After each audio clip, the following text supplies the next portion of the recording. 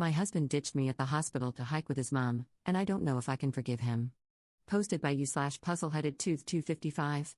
I, 29F, am really disappointed with my husband, 30M, and furious at his mother, old hag. Sorry this is so long. And throwaway for privacy. For context, my husband is from the West Coast, where his mother still lives. He moved to the East Coast for college, and that's where we met, after graduation. At the start of our relationship, she would visit 3 to 4 times a year and make him take PTO so he could entertain her throughout her visit. After 2 years of this, while we were still dating, I asked him how we were ever meant to go on a vacation together if his PTO was spent at home with his visiting mother. We agreed to save PTO for a trip to Europe we took in 2023, and he agreed to tell his mother he couldn't take off from work every time she visited. In my last job, I was able to work from home 4 days a week, and every time she visited, she sulked all day like a puppy who'd had her toys taken away. But once my husband came home, a switch flicked and she was happy, and clingy, again. So here's the issue now. My husband and I moved states about 6 months ago, closer to my family. I have a new doctor who recommended me for a surgery that my old doctor kept putting off. It's not a complicated procedure, and it will greatly increase my quality of life for decades. My mother-in-law decided she's due for a visit and wants to explore our new town, saying she'd come to help around the house while Op recovers. I'm going to be out of surgery and in pain, and I really don't want to put up with her energy. However, we agreed, with my husband saying this isn't a sightseeing visit, she's here to help out, cook, clean, laundry, etc., so I can rest and recover. She can come for a proper visit later in the year. My husband dropped me off at the hospital on Wednesday.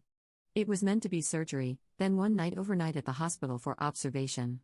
On Thursday, the doctor told me my labs were not where he'd like them to be, and I should stay another night for observation and new lab work in the morning. I called my husband and told him that I'd hopefully be home the next day, early in the afternoon. He did not visit on Thursday at all. On Friday, I was discharged and called my husband to tell him that I'd be ready in about an hour. It went straight to voicemail, and I figured he was probably in a meeting, so I'd try again in a little bit. After calling a few times over the course of over an hour, I called my sister, who was lucky enough to be excused from work for the afternoon, many thanks to her understanding boss.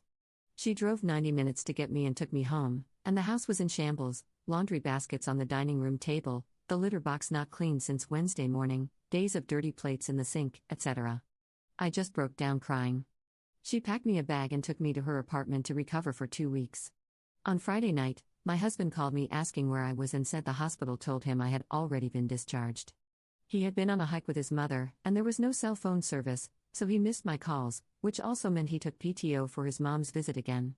Obviously, I can't ban him from taking PTO, but wouldn't you rather spend that freed up time with your wife at the hospital instead of on a date with your mom? I told him that I no longer feel comfortable recovering in our house and that I won't be returning until it's thoroughly cleaned and his mother is gone. He's calling me a jerk because his mother just wanted to get to know our new area, and I wasn't able to leave the hospital anyway, and that I was making a big deal out of this. I yelled that he essentially abandoned me at the hospital and entertained someone whose being there was supposed to make recovery easier, not more stressful, and that she was there for support, not on a vacation. Maybe it's just the pain and pain meds, but am I in the wrong here? Is this a stupid hill to die on? There's a part of me telling me to see a divorce lawyer just to see what my options are because I'm not sure this will ever change. I know this is going to sound incredibly selfish, but I want kids, and I now don't see myself having any with my husband in the foreseeable future. And if this isn't going to work out, I don't want to spend the next 5 years wasting time and money on therapy and missing a chance to find someone I actually can start a family with, someone who can be a committed father and husband before he's a son. Many thanks to anyone who's read all of this. Top/relevant comments. Commenter.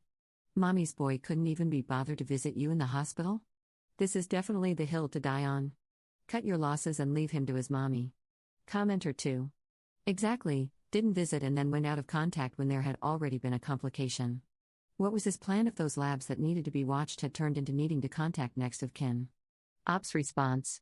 He kept saying it was a simple procedure and there wouldn't be any emergencies. It was a simple but invasive surgery. It's not like I had a mole removed. Commenter 3. Your husband dropped you off? My mother had 95 surgeries in her lifetime, he was at the hospital for all 95. Stay at your sister's house and have her get your stuff.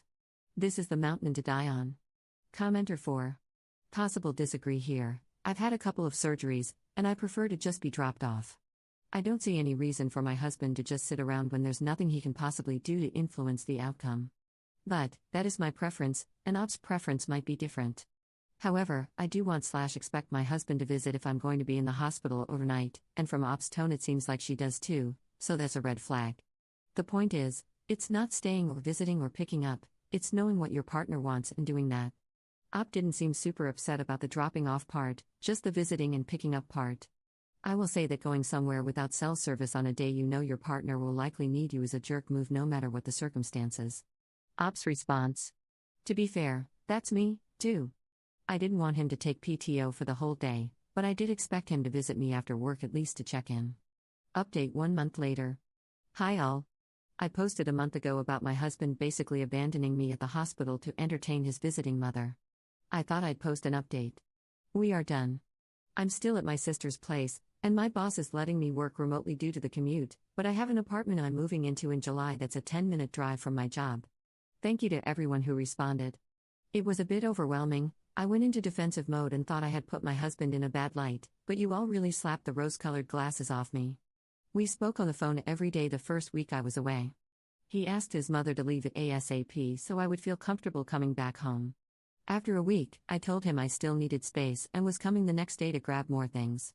Once he saw that I had an empty bag and my sister brought 2 empty pieces of luggage, he realized I was taking a lot because I wasn't planning to come back soon. He asked to talk, and I figured we should get it done and over with.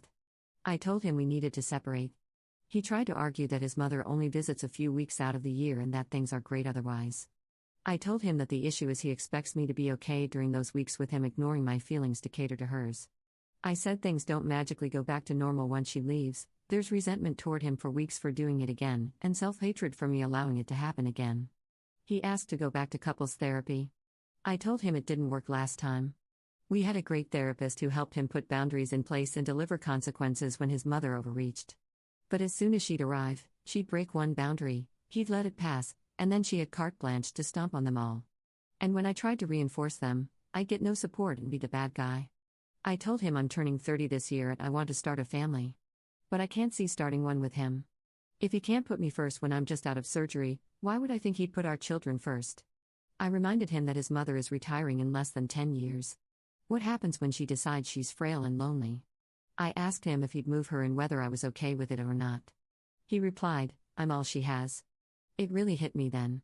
This was not the life I thought we were building together. It was not the life I wanted or could settle for. He asked if he was really that bad of a husband. I sorta lied and said, no, but you're just not the husband I need.